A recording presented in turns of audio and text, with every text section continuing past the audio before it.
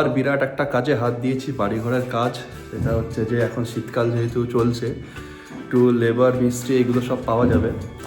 আমাদের যে কন্ট্রাক্টর কাজ করে চেনা পরিচিত, তাকে দিয়েই করাচ্ছি। তুই এরকম নাচছিস কেন?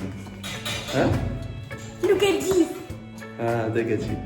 কারণ যুক্তাক্ষর লেখার একটা নেশা হয়েছে, সেইগুলো সবসময় করছে আর দেখাচ্ছে আমাকে।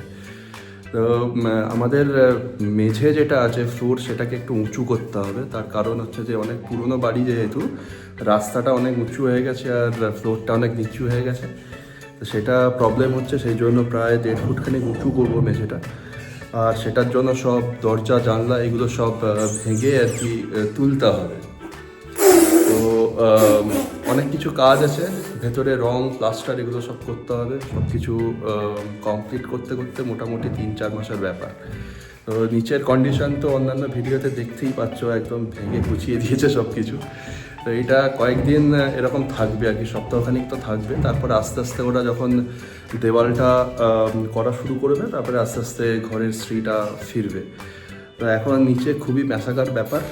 আমরা জানলা টানলা সব এখানে দেখতে সব বন্ধ করা আছে, কারণ নিচে প্রচুর ডাস্ট ধুলো।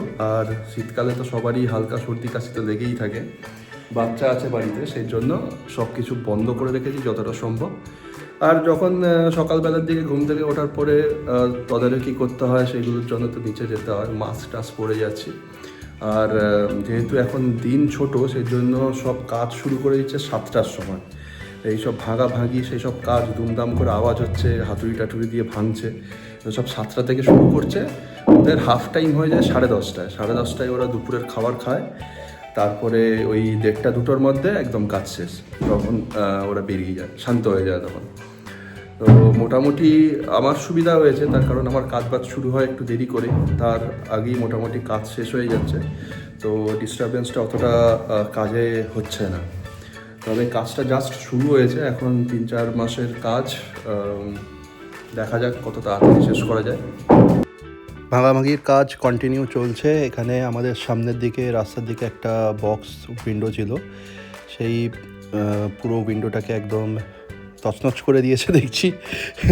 তো মোটামুটি দেখছি যে এখানে রড ফটগুলো বের করে দিয়েছে। এগুলো আস্তে আস্তে যে কাটিং মেশিন আছে সেগুলো দিয়ে এগুলো কেটে দেবে। আর উপরে যে দোতলার যে বারান্দাটা আছে, সেটা সাপোর্ট দেওয়ার জন্য একটা লব এখানে লাগানো হয়েছিল, সেটাও ভেঙে দিতে হবে। তার কারণ এই জায়গাটা একটা স্ট্রাকচার তৈরি হবে।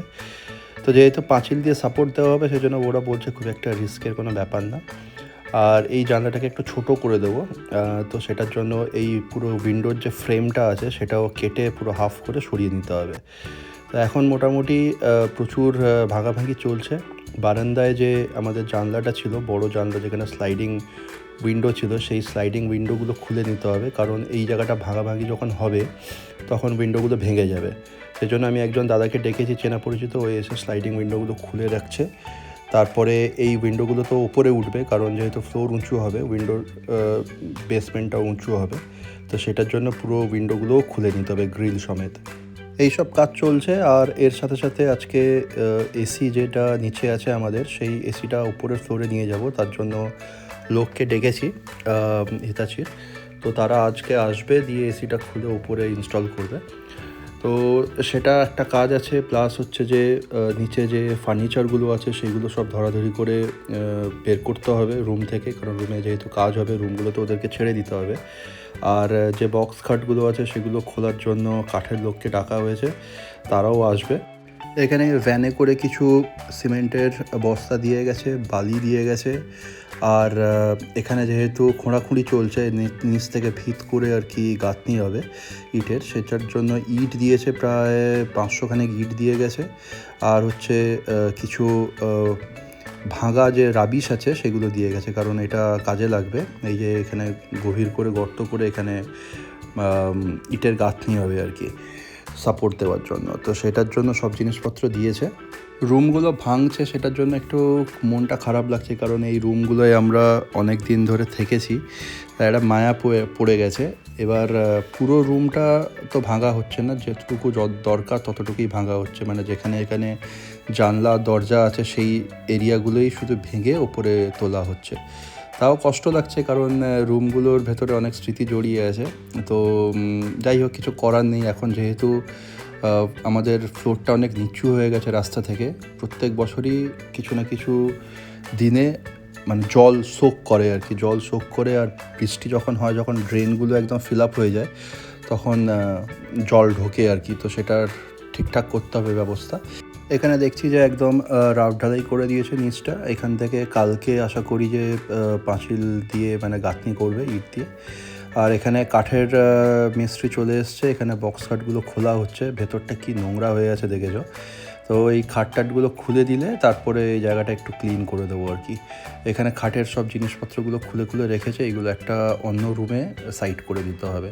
যেহেতু পুরো রুমটা এককালীন পুরো কাজ করা হবে না, পার্ট বাই পার্ট করা হবে। একটা 50% কাজ করা হবে, আর তারপরে এই কাজটা 50% কমপ্লিট হয়ে গেলে তারপরে বাকি 50% করা হবে। এখানে আমাদের যে বারান্দাটা ছিল সেটা দেখছো পুরো একদম ওপেন হয়ে গেছে, কারণ এই জায়গাটা একটা দরজা আর একটা জানলা হবে। তো এইসব ব্যাপার চলছে। এসির লোক চলে এসছে 12টার দিকে, বললো যে 3-4 ঘন্টার কাজ।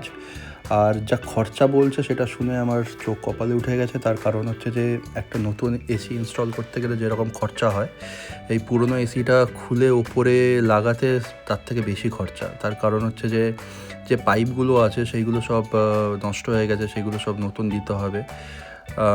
প্লাস আমি ওদেরকে একটু বার্গেনিং করে বলেছি যে এসিটাকে একটু পরিষ্কার করে দিতে। দেখছো যেরকম কালো হয়ে গেছে, তো এই এসিগুলো পরিষ্কার করে দেবে। ছেলেটা আমার পরিচিত, কারণ আমার দোতলায় যে দুটো এসি লাগানো হয়েছিল ওরাই এসে লাগিয়েছে। তো আমার ফোন নাম্বার সেভ করা ছিল, আমার সঙ্গে কথা বলে ওরা বুঝতে পেরেছে। তো এই জন্য একটু বার্গেনিং করতে সুবিধা হয়েছে। তো এইসব যে পুরনো পাইপ টাইপগুলো আছে, তামার পাইপ, এইগুলো সব কাজে লাগবে না, নতুন দিতে হয়েছে। তো এই সবগুলো লাগানোর পরে এখন একদম স্টেবিলাইজার সমেত পুরো এসিটাকে ইনস্টল করে দিয়েছে দোতলার একটা রুমে। এটা আমার স্টাডি রুম, তো এটার মধ্যে এসি ছিল না, তো এটার মধ্যে লাগিয়ে দিয়েছি। আজকে এইটুকুই, দেখা হচ্ছে নেক্সট ব্লগে। টাটা।